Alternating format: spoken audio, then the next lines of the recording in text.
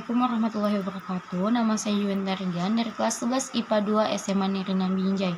Di sini saya akan membuat kesimpulan tentang penjelajahan samudra.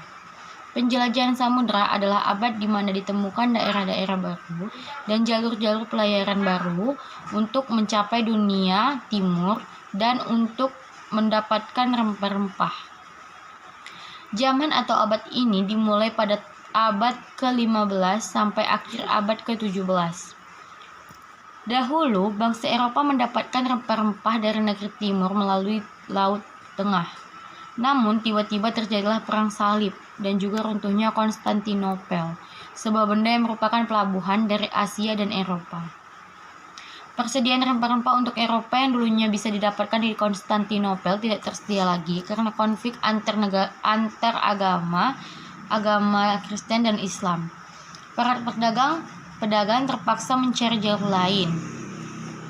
Setelah itu, bangsa Eropa mencari jalur lain agar mereka mendapatkan rempah-rempah. Mereka pun memulai penjelajahan mereka mengarungi samudra. Awalnya, memang tujuan mereka untuk mengarungi samudra mencari rempah-rempah. Namun, ternyata ada faktor lain, yaitu 1.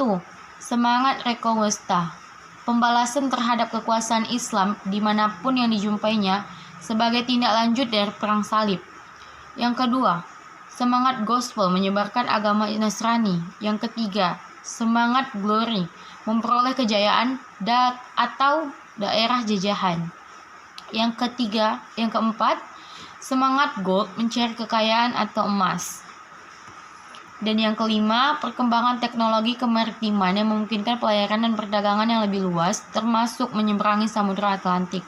Keenam, adanya sarana pendukung seperti kompas, teropong, mesiu, dan peta yang menggambarkan secara lengkap dan akurat garis pantai, terusan, dan pelabuhan. 7. Adanya Imago Mundi yang menceritakan perjalanan Marco Polo pada tahun 1271 sampai 1292. Dan yang terakhir, penemuan Kopernikus yang didukung oleh Galileo yang menyatakan bahwa bumi itu bulat seperti bola. Matahari merupakan pusat di seluruh benda-benda antariksa. Bumi dan benda-benda antariksa lainnya beredar mengelilingi matahari. Tokoh yang mempelopori penjelajahan di ini kebanyakan berawal dari negara Portugis dan Spanyol, lalu diikuti oleh Inggris, Belanda, Perancis, dan lain-lainnya. Karena rentan pertikaian antara Portugis dan Spanyol, dibuatlah sebuah perjanjian yang dikenal dengan Perjanjian Tordesillas, yang membagi daerah kekuasaan di dunia non-Kristiani menjadi dua bagian dengan batas garis khayal dari kutub utara dan kutub selatan. Daerah sebelah timur adalah jalur kekuasaan Portugis, sedangkan daerah sebelah barat khayal adalah jalur Spanyol. Tokoh-tokoh Portugis yang menjelajahi samudra adalah 1. Bartolomeu Dias. Beliau berangkat dari Lisabon pada Agustus 1487 hingga sampai di ujung selatan dari Afrika. Namun kapalnya terkena badai topan. Daerah ini dinamai Ujung Badai dan diganti namanya oleh Raja Portugal João II menjadi Tanjung Harapan atau Cape of Good Hope. Dan yang kedua, Vasco da Gama diperintahkan oleh Raja Portugis Manuel I untuk mengikuti jejak Dias melalui Afrika Barat. Ia sempat singgah di Afrika Timur dengan petunjuk Mualim Moor. Ia melanjutkan perjalanannya ke Samudra Hindia dan Laut Arab, hingga akhirnya dia sampai di Kalkuta, India, dan berupaya mendirikan pos perdagangan. Ketiga, Alfonso de Albuquerque. Setelah orang Portugis tinggal di Kalkuta beberapa lama, mereka pun sadar bahwa sumber rempah-rempah bukan di India. Tempat itu adalah Malaka. Maka ekspedisi timur kembali dilaksanakan. Menurut Portugis, untuk menguasai perdagangan di Malaka, mereka harus merebut dan menguasai Malaka.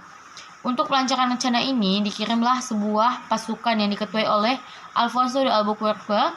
Ekspedisi ini berhasil pada tahun 1511. Tokoh-tokoh dari Spanyol. 1. Christopher Columbus memulai ekspedisinya pada tahun 1492 dengan 3 buah kapal. Kedua, Ferdinand Magelhaens Pada tanggal 10 Agustus 1519, Magalhaens mulai berlayar ke barat didampingi oleh Kapten Juan Sebastian Elcano dan seorang penulis Italia yang bernama Pigafetta. Tokoh Inggris 1. Sir Francis Drake. Ia berangkat pada tahun 1577 dan sampai di Ternate melalui jalur darat. Di Ternate ia memborong dan membawa rempah-rempah ke Inggris. Kedua, Sir James Lancaster dan George Raymond pada tahun 1591 berhasil sampai ke Aceh dan Padang. Pada bulan Juni 1602, Lancaster dan mencapai perdagangan Inggris. Ia berhasil tiba di Aceh dan terus menuju Banten. Di Banten ia mendapatkan izin dan mendirikan kantor dagang.